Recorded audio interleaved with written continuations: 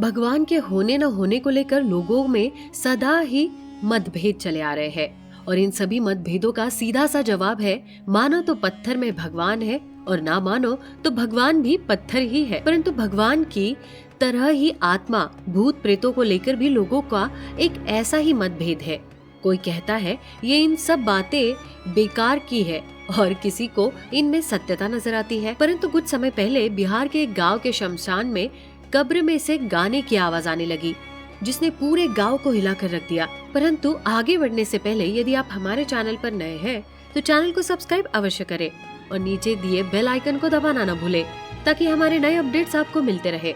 ये घटना बिहार के छोटे से गांव की है, जहां सभी लोग अपनी रोजमर्रा की दिनचर्या का पालन कर रहे थे। जिनमें से एक व्यक्ति था सोहन लाल, जो कि पेशे से एक सुनहार है।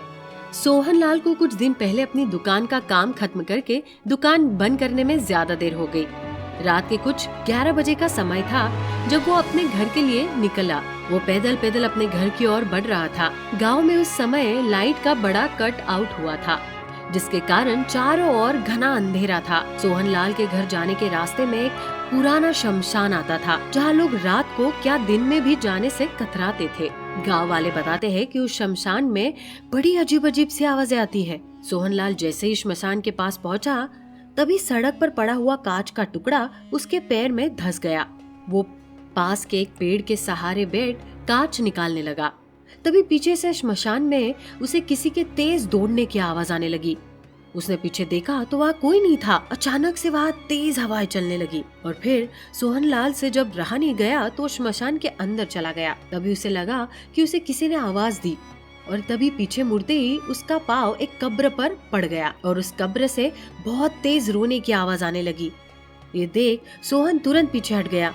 तभी कब्र से तेज तेज गाने की आवाजें ये देख सोहन लाल डर कर भागने लगा। तभी अचानक श्मशान का दरवाजा खुद बंद होने लगा, पर जैसे तैसे बड़ी मशक्कत के बाद सोहन लाल वहाँ से भागने में कामयाब हो गया। वहाँ से अपनी जान बचाकर वो घर आ गया और भगवान को शुक्रिया करके सोने चला गया। जब अगले दिन उसने गांव में ये बात सबको बताई, किसी को उसकी बात पर यकीन नहीं हुआ, पर आगे भी कई बार ऐसी घटना गांव में देखने को मिली। इसी कारण से आज भी गांव में डर का माहौल बना हुआ है।